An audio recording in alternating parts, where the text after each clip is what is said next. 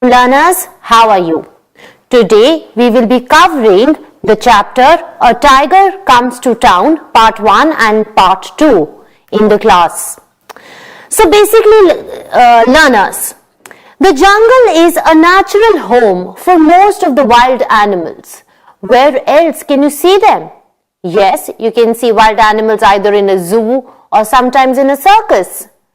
Are you afraid of them when you are at a circus? No, you are not afraid because you know that they have been trained to listen to their master. A Tiger Comes to Town, learners, is a story about a runaway circus tiger.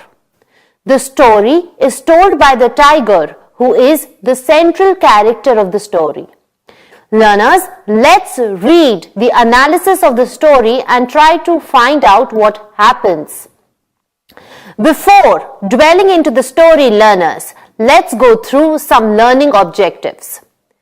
After completing part 1 of this lesson, you will be able to read and enjoy an interesting story told from the viewpoint of a tiger, follow the sequence of events as they occur in the story, relate to animals with compassion, develop awareness about the fact that animals have feelings, infer the meaning of new words from context and use them effectively, identify literary expressions and infer their meaning.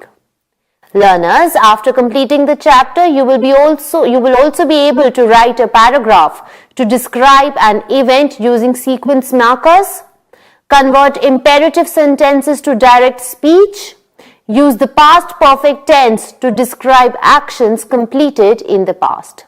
Now learners, let's begin with the analysis of the story. Well, the tiger in the story has been trained by his master to perform tricks before a large audience at a circus. His audience, comprising both children and adults, enjoy his performance and tricks and does not appear to be afraid of him. The tiger comes to believe that human beings are brave and are not scared of animals. One day, finding his enclosure unguarded and open, the tiger walks out into the town for a walk. The tiger, learners, managed to escape unnoticed from his cage and went strolling in the streets of the town. He was accustomed to giving performances in a circus where the audience showed no signs of fear. This made him think that men were strong and fearless. As he walks down the street, learners, he finds people running around trying to find a hiding place at the sight of a tiger. The tiger is confused to see their reactions because he's used to seeing thousands of people watch his shows every evening from a close distance. He cannot understand why are they so afraid to see him in the town, especially because he does not want to hurt them or attack them.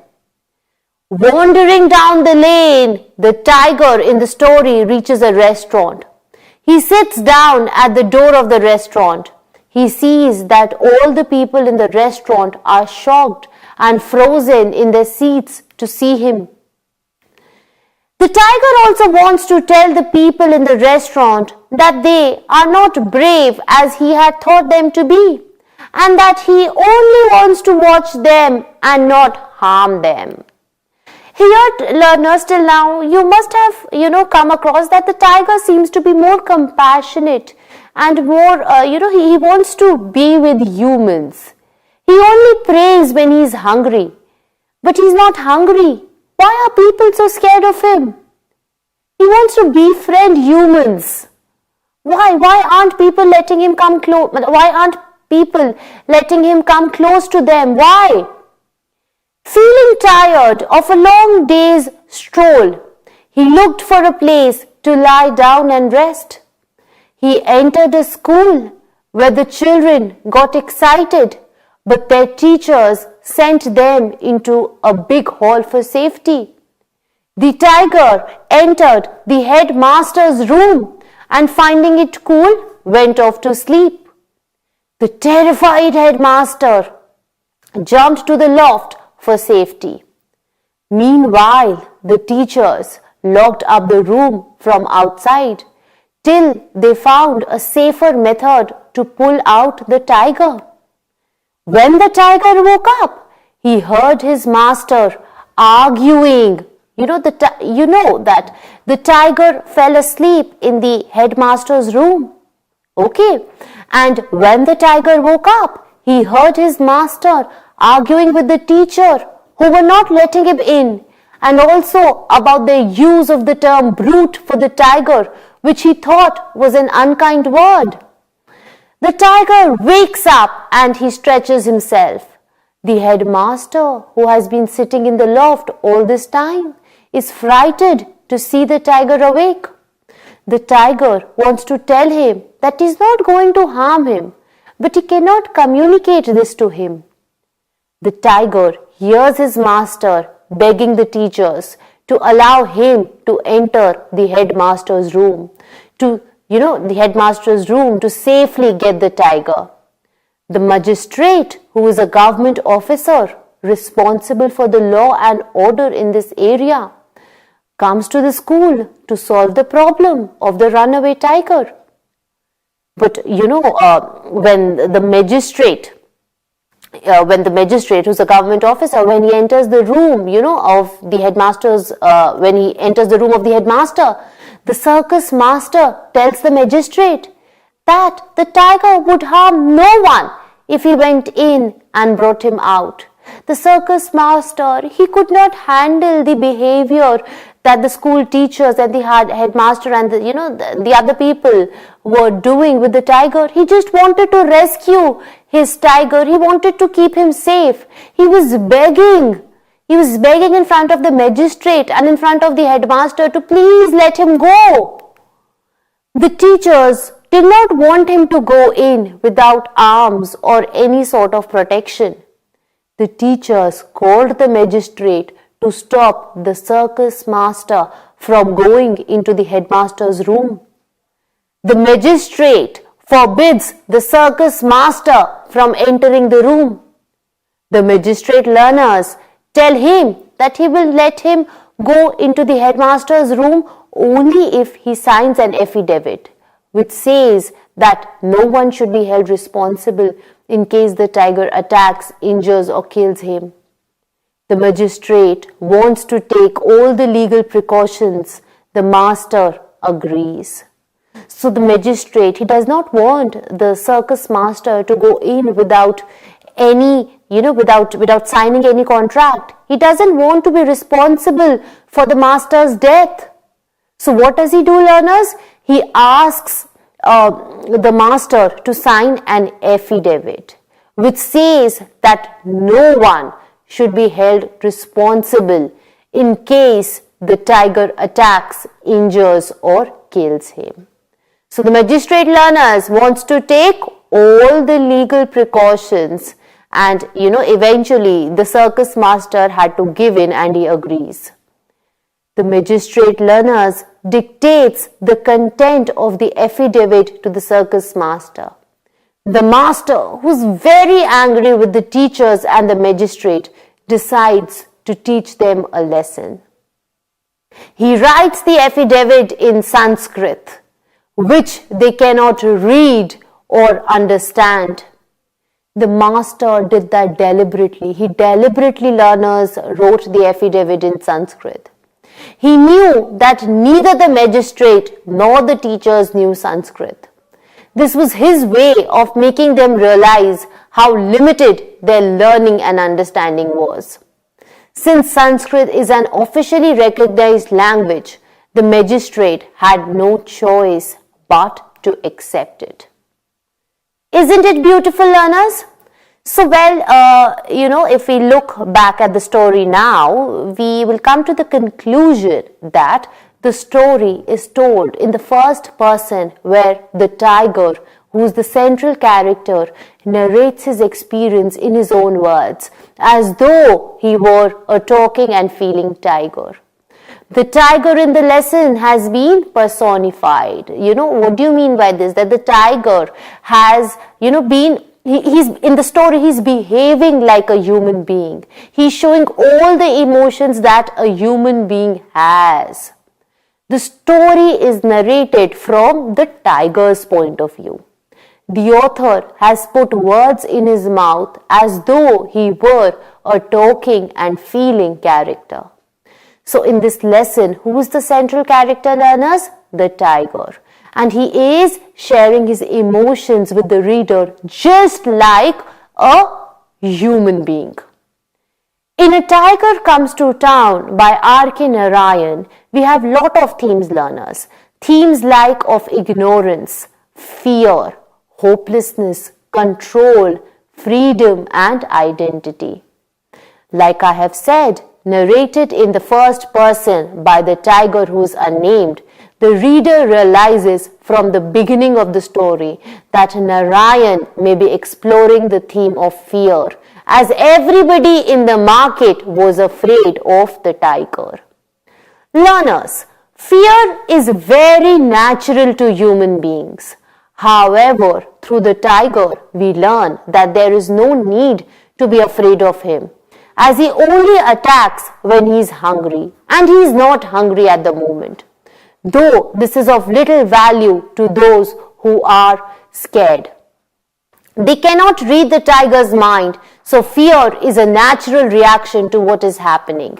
This may be important as it is through people's perception of the tiger that they are afraid.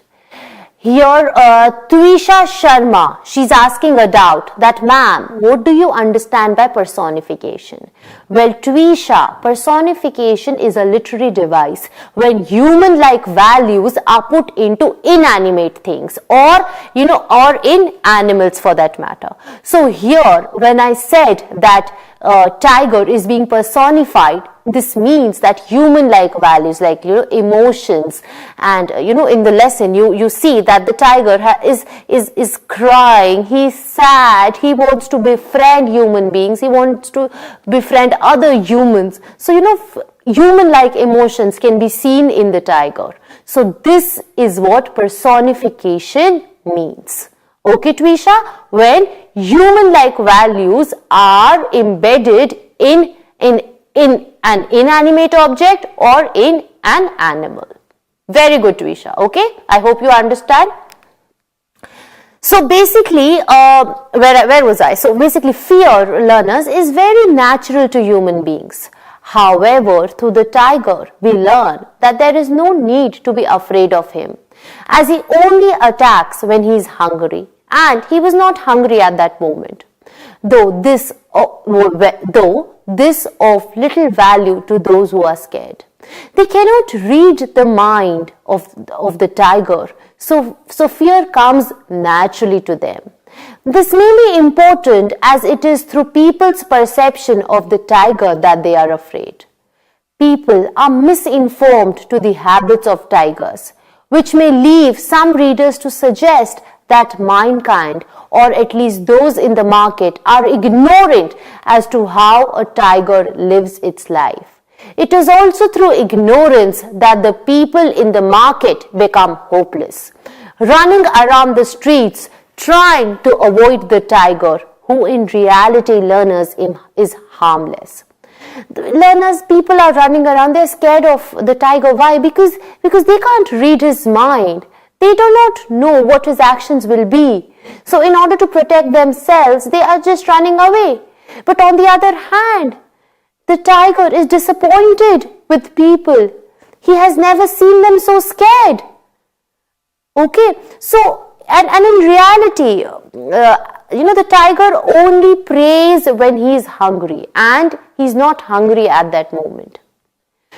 What is also very interesting about the story is the fact that the tiger's master wants those in the market and at the school to question who they are, or at least their belief system.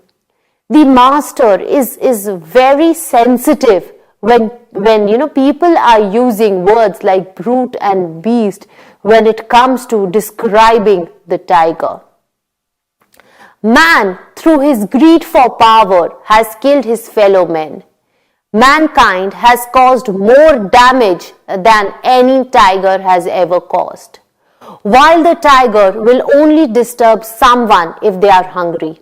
In reality, the tiger wants to enjoy the little bit of freedom that he has before he eventually is captured by his master and returned to the zoo.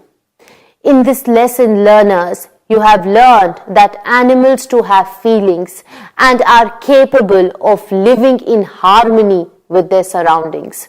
Animals are completely harmless. They may attack only when they are deprived of their food and shelter, or if they are attacked without any reason. Human beings have formed fixed ideas about certain wild animals which can be considered to be totally baseless. Humans fear animals, learners, because they do not understand them. Despite the fact that man is supposed to have superior intelligence, yet he doesn't understand, sometimes his own position in the vast universe and has not understood how can he harm the nature's plan. Humans are, they have lot of intelligence and they are very evolved, yet they harm nature's plan. Yet they are afraid of lot of things. Yet they take the Mother Earth for granted. Why do they do that, learners? If anything, learners, R.K. Narayan in this story may be suggesting that those in the market are acting unreasonably. Though their perception of what a tiger is, those in the market have panicked and ran away. Except for those who sit motionless and afraid in the restaurant. Even the school children are not really afraid of the tiger and appear to be more excited that the school is closing for the day. It is the adults with old beliefs who really instill fear in others. Causing a calamity that amuses the tiger might be significant for the tiger as he knows that he has control over the market and the school. Where previously, learners, the tiger thought humans were strong and fearless, but a simple incident of a tiger running on the streets loose can cause enough panic and chaos among human race. The tiger, once out of the jail, undoubtedly feels at home in his new environment. This is important, learners, as R.K. Narayan highlights that it is mankind who has taken the tigers home, and so they are behaving unreasonably. Learners, after the story, let's ponder over a question, which is, how can we take care of animals around us? How can we do that?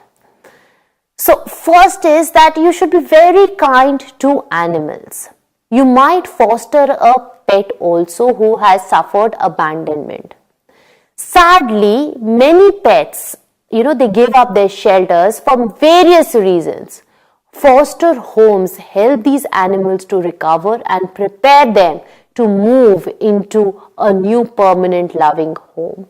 So the first thing, how can you take care of animals? The first thing is provide them with a home. Why is the tiger running loose? Why? Because he doesn't have a home.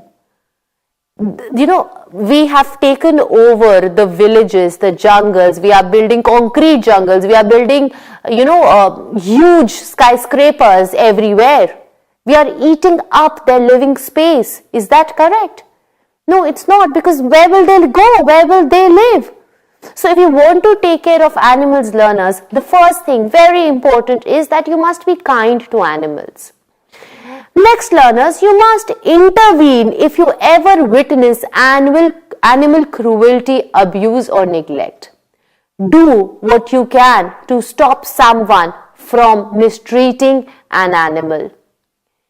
However, be sensible and you do protect and you must intervene, but don't put yourself in danger also. If you want, you can seek help from others. You can also report a formal complaint. You can file a formal complaint or report animal cruelty, abuse or neglect. If you witness any form of animal cruelty, report it to the police or authorities and further action will be taken place. You must learners shelter an animal in need. In need, you must shelter an animal in need. I have said this before. Give them homes, take care of them. And you must stand, in front of the government demanding stricter laws for the protection of animals. And, you must encourage the government officials to take stronger animal welfare laws and harsher penalties, which might reduce the cruelty cases towards animals. So this was it. Now let's go through some back exercises mentioned in the chapter. So learners, you must have come across the figure of speech, that is a literary device called simile. So what is a simile, learners? Well, I have discussed this in the previous classes. A simile is a descriptive phrase that people use to compare one thing with another. For example, life can be described as similar to a box of chocolates. Those that make a comparison using the word as. He was as tall as a tree. And even comparisons can be made by using the word like. She sings like an angel. So basically, learners, what is a simile? A simile is a descriptive phrase which is used to compare one thing with another. And two words are used in a simile. Two words like and as. Okay? It is as, so I'm sharing few examples of similes with you. It is as clear as day. His hair is as black as night. The car is as clean as a whistle. She is as good as gold. It is as tough as an old boot. Now, some similes using the word like. He looks like a fish out of water. Her eyes shone like diamonds. The airplane soared like an eagle. Okay, so these are some examples of simile. Now, in the back exercises, we have also discussed the difference between direct and indirect speech. Now, learners, what is a direct speech? Well, learners, a direct speech is a set of phrases or points conveyed by the owner of the words, conveyed by the main person. Phrases in direct speech are always enclosed within punctuation marks, usually also called as quotation marks. Okay, and direct speech, because you're speaking directly, so they do not give rise to many misunderstandings. The person who is conveying the message will have a direct control over the emotions of the people. While conveying learners, the person has to take care of the gesture and expressions. The speaker should also take care of his or her gestures. It will help to connect with the person, audience to whom the words are delivered. There will be no changes in the tense while writing in direct speech. So learners, direct speech when you're speaking directly. Okay learners, let's do one thing. Before proceeding forward with our class, let's take a short break in between.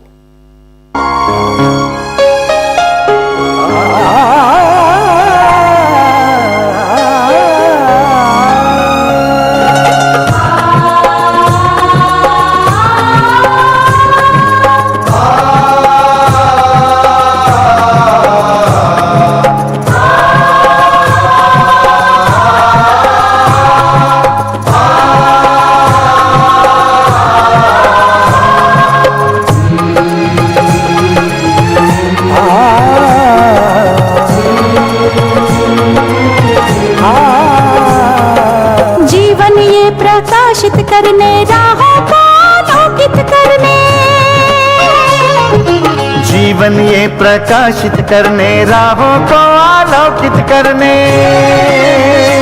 हम अपना दीपक स्वयं बने, हम अपना रास्ता स्वयं चुने। हम अपना दीपक स्वयं बने, हम अपना रास्ता स्वयं चुने। जीवन ये प्रकाशित करने, राहों को आलोकित करने।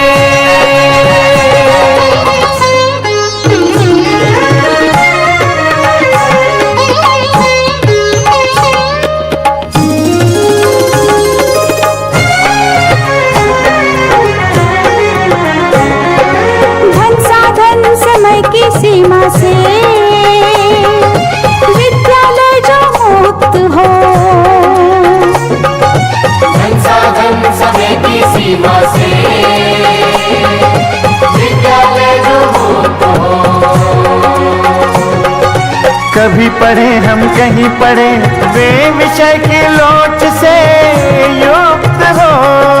कभी पढ़े हम कहीं पढ़े, वे विषय की लोच से युक्त हो। मित्रों हम उठे और जागे, मंजिल आने की ध्वनि सुने। हम अपना दीपक स्वयं बने, हम अपना रास्ता स्वयं चुने। जीवन ये प्रकाशित करने, राहों को आलोकित करने।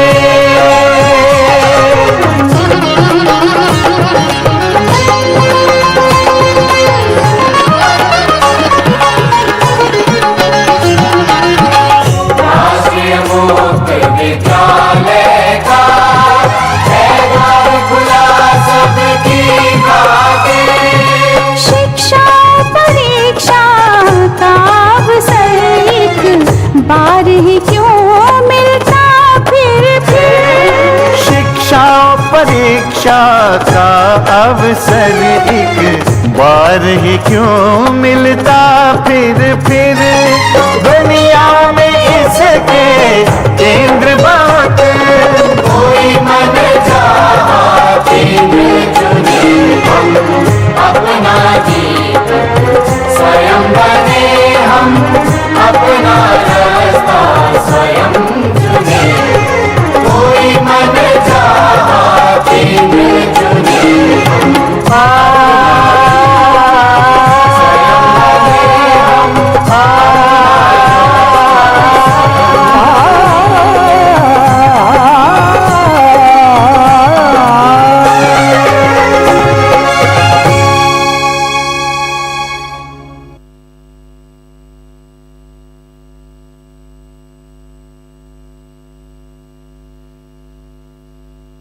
Welcome back, learners. So before the break, we were discussing about direct and indirect speech. So basically, learners, what is a direct speech? A direct speech is a set of phrases or points conveyed by the owner, like directly said by the person. Phrases in direct speech, learners, are always enclosed within quotation marks. A direct speech does not give rise to many understandings. Why? Because they are directly said by the person. The person who is conveying the message will have a direct control over the emotions of people. While conveying, the person has to take care of the gestures and expressions. The speaker should take care of his or her gestures. It will also help to connect with the person and audience to whom the words are being delivered to. Their learners, obviously, while you are speaking directly, there is no such change in tenses. Now let's look at some examples of direct speech. Mr.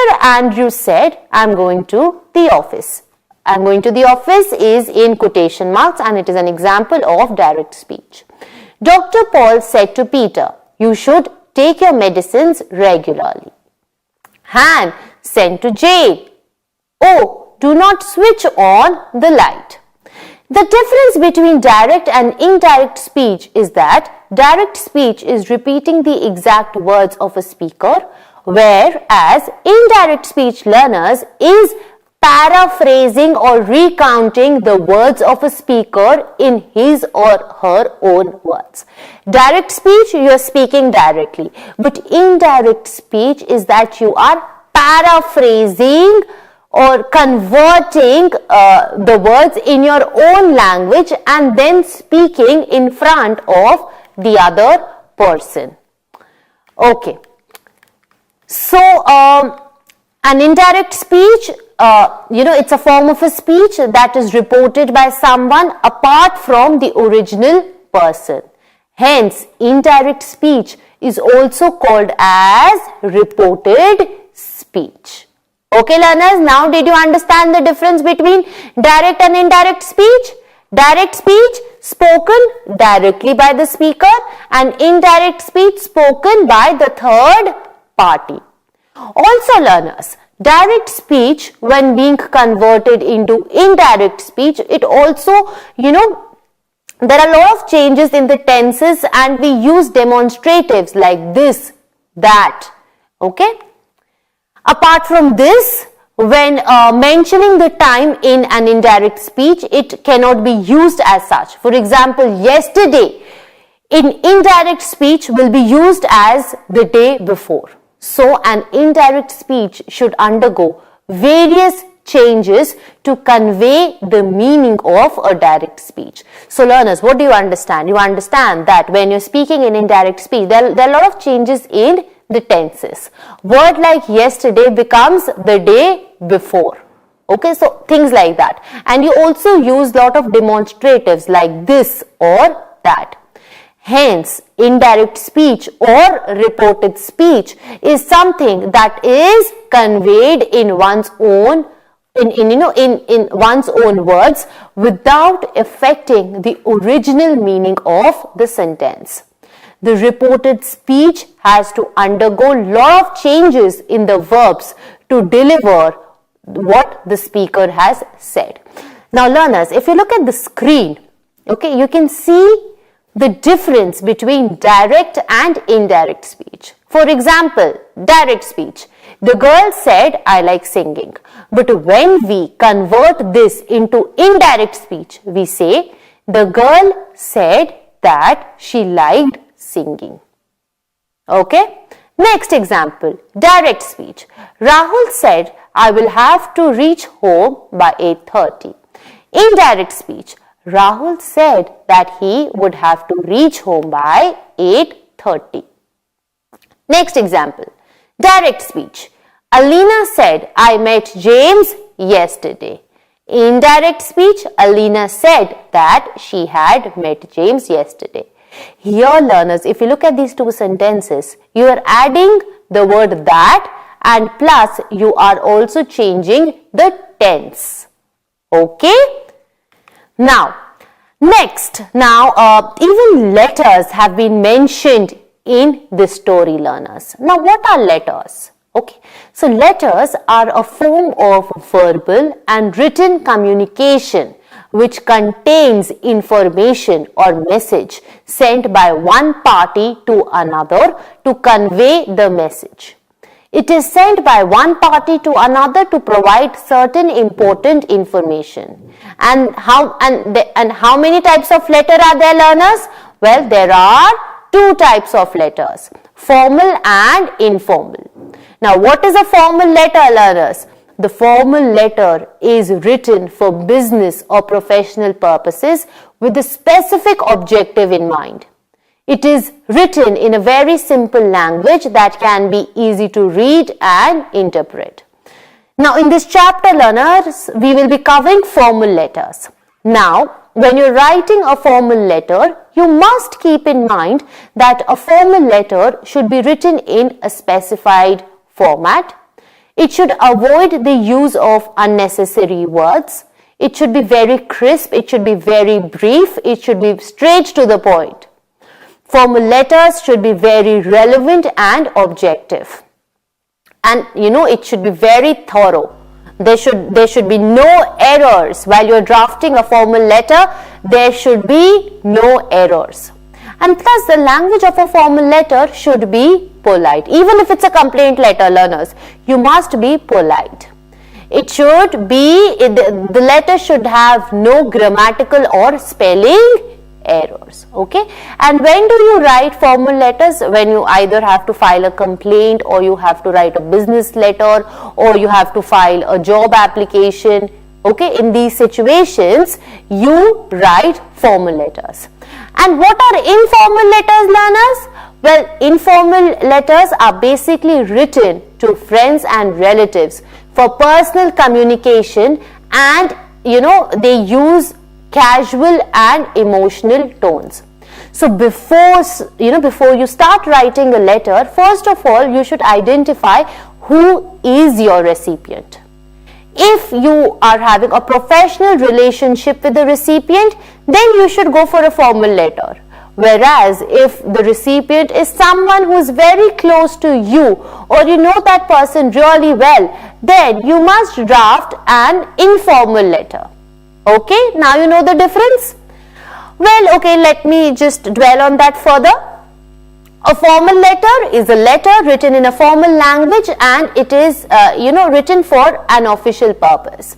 Whereas an informal letter, learners, is a letter written in a friendly manner to someone you are familiar with.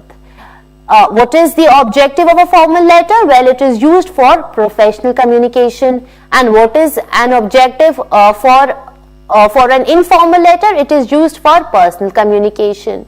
Okay. For a formal letter, learners, there is a proper format, a prescribed format that you have to follow. But there is no such prescribed format for an informal letter. When you are writing a formal letter, learners, you must write your letter in the first person narrative. Whereas if you are writing an informal letter, tone doesn't matter, tenses don't matter. You can write in first, second or third person narrative, that is fine. You write formal letters when you are, when you're writing to a business organization, a college, an institute. Okay, when you're writing to a formal organization, then you use formal letters.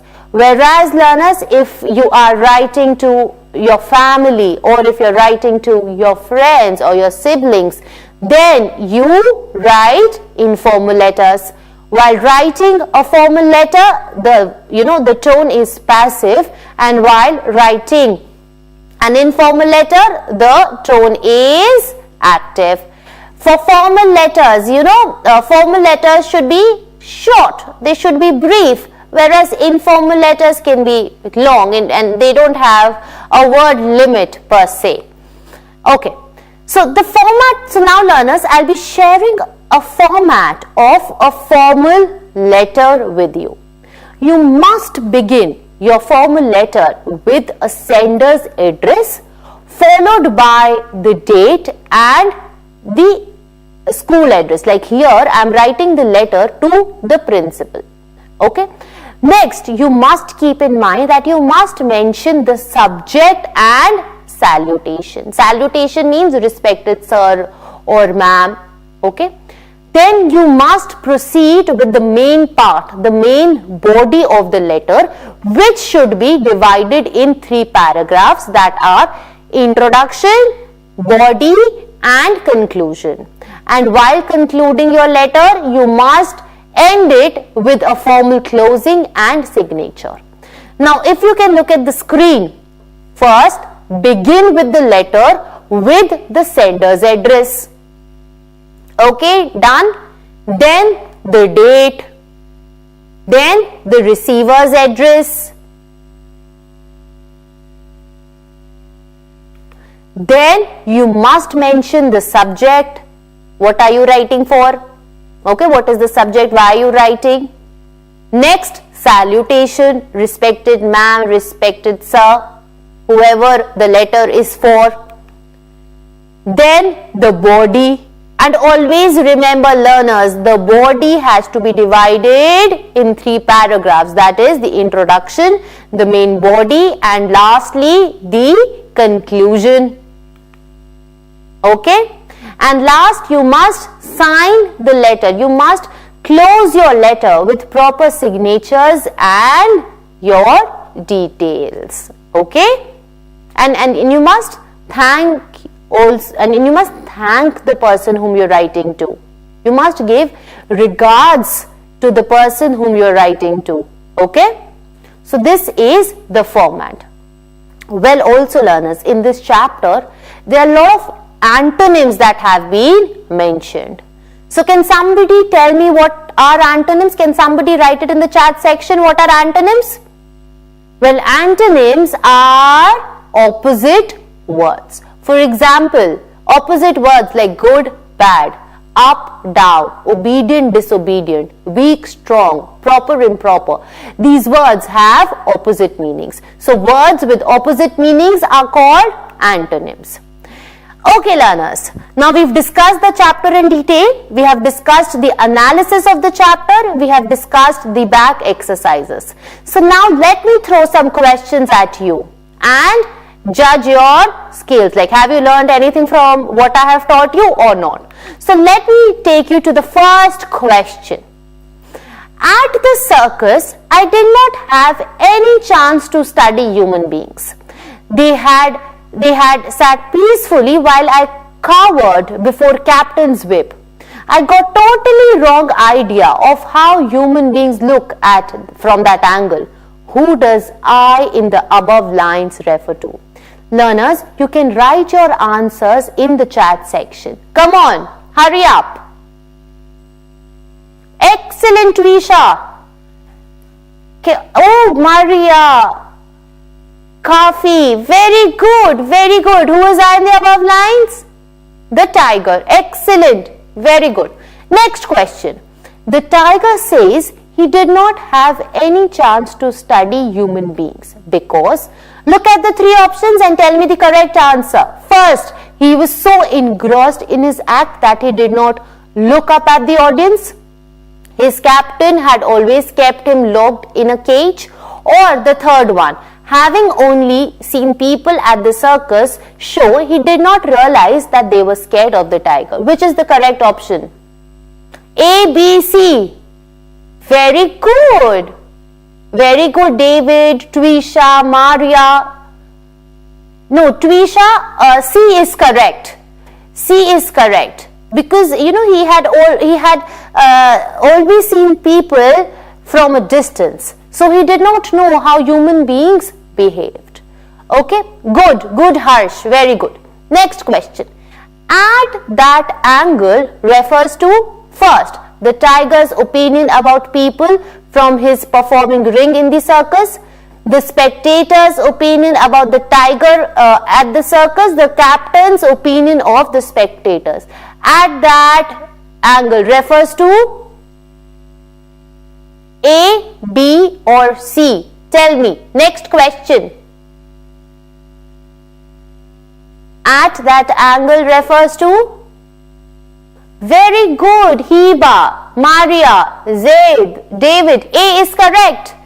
A option is correct. At that angle refers to the tiger's opinion about people from his performing ring in the circus. Next, fourth question. They withdrew into their homes and even there remained nervous. All doors and windows everywhere were shut, bolted and sealed. Who does they refer to in the above lines? First, the captain and his the tiger and his captain, the people at the circus, or last, the general public in the town. Which is the correct answer, learners? Oh, wow! Very good. Answer C, the general public in the town. They were scared of the tiger. So that is why they all rushed to their homes. They shut their doors. They bolted and sealed their doors. They did not come out because the tiger was running loose on the streets of the town. Excellent. C option is correct.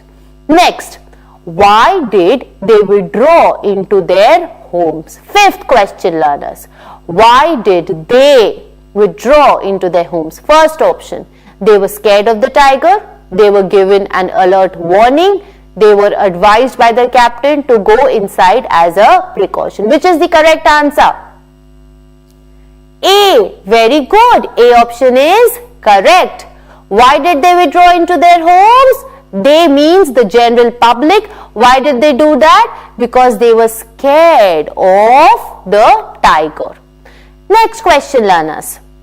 By saying, some even thought that I was some extraordinary creature who might pass through the walls and lie in wait on the roof in the basement.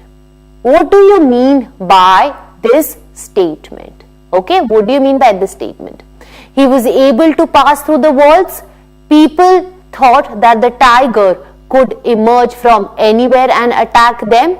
If he did not wait for his prey, he would have to go hungry. Which is the correct answer, learners? Which is the correct answer?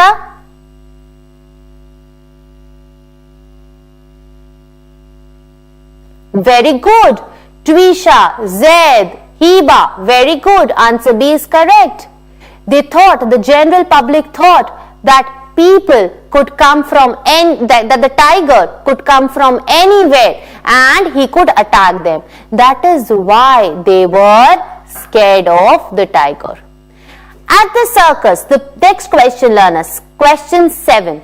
At the circus, the people would usually sit quietly and watch the tiger's antics, run away on seeing a tiger, throw stones to chase the tiger. Which is the correct option, learners? Very good. A option is correct. At the circus, people would usually sit quietly and watch the tiger's antics. Very good. Zaid, Ayush, Ashish. Very good. You're all answering correctly. That means that you have understood the lesson. Next, question 8. The tiger got a chance to go out into the town because, again, 3 options. His master wanted him to graze in the pastures to satisfy his hunger. His master was cruel and he wanted to run out of his clutches. He found, the tiger here, found an unguarded passage and stepped out unnoticed. Which is the correct answer? Very good. Answer C is correct. The tiger found an unguarded passage and stepped out unnoticed. Okay, learners, this is it for today. I hope you have understood the lesson. Please look at the learner's guide that is there on our website. Keep revising the chapter and please do the back exercises. Okay, learners, thank you for listening.